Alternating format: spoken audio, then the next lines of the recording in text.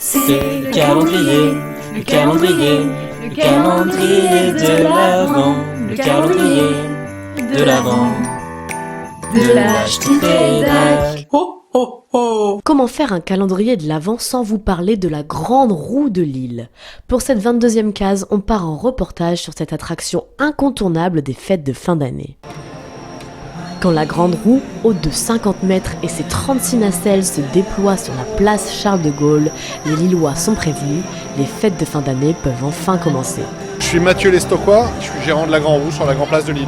Mathieu est également le fils de celui qui a créé cette roue emblématique, aux côtés de Pierre Mauroy, alors maire de Lille.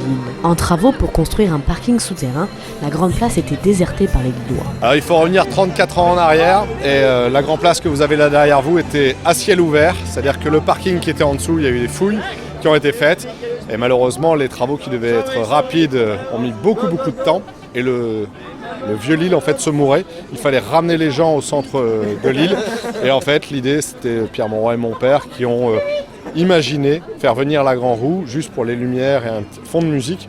Mais jamais on n'aurait pensé avoir le succès qu'on a. De tradition, on est passé à institution lilloise parce que les gens nous réclament, nous attendent, les commerçants. Et puis il est vrai que dès que la roue commence à se déployer, et voilà, on sait que c'est le lancement des fêtes de fin d'année. Et en cette période de crise énergétique, la Grande Roue s'adapte. On a une vitesse qui est adoucie cette année pour une question de sobriété énergétique. En fait, ce qui est très énergivore sur la roue, c'est le fait de la faire tourner. Ce n'est pas tous les points lumineux que vous voyez.